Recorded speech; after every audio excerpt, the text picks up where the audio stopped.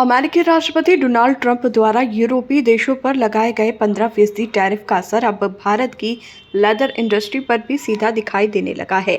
Italy और Germany जैसे भारत के पुराने और प्रमुख व्यापारिक साझेदारों ने करीब 200 करोड़ रुपए के चमड़े के ऑर्डर रोक दिए हैं। साथ ही नए ऑर्डर को लेकर भी अनिश्चितता का माहौल बना हुआ है। इससे भारत के लेदर निर्यातकों, खासकर उत्तर प्रदेश के कानपुर और आगरा जैसे बड़े औद्योगिक केंद्रों में बेचैनी फैल गई है। वहां के छोटे बड़े कारोबारियों और हजारों मजदूर अब इस व्यापारिक ठहराव की मार झेल रहे हैं। इटली और जर्मनी भारतीय चमड़े के सबसे बड़े खरीदारों में गिने जाते हैं।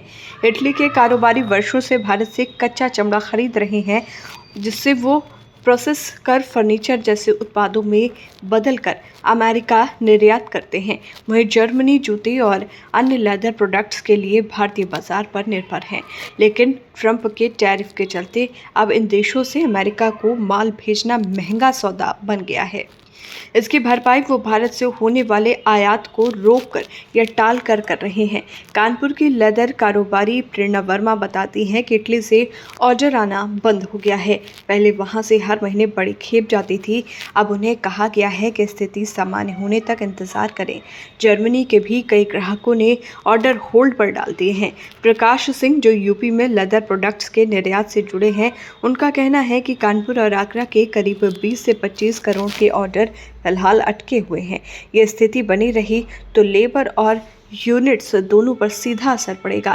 भारतीय निर्यात परिषद के सहायक निदेशक आलोक श्रीवास्तव ने माना कि ट्रंप के टैरिफ से भारत को दो तरफा नुकसान हो रहा है।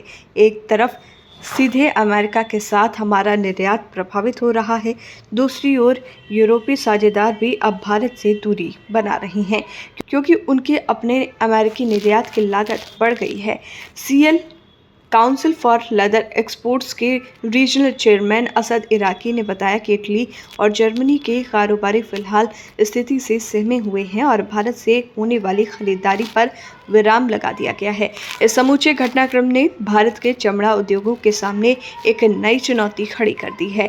ये सिर्फ व्यापारिक संकट नहीं, बल्कि रोजगार, श्रमिक जीवन और उत्पादन चेन को प्रभावित करने वाला मामला बनता जा रहा है। फिलहाल भारत सरकार की ओर से इस विषय पर कोई स्पष्ट प्रतिक्रिया नहीं आई है, लेकिन निर्यातक संगठनों का कहना है कि यदि स्थिति शीघ्र नहीं संभली तो लेदर इंडस्ट्री की रीढ़ मानी जाने वाली यूपी, तमिलनाडु और पंजाब जैसे राज्यों की इकाइयों पर संकट और गहराएगा।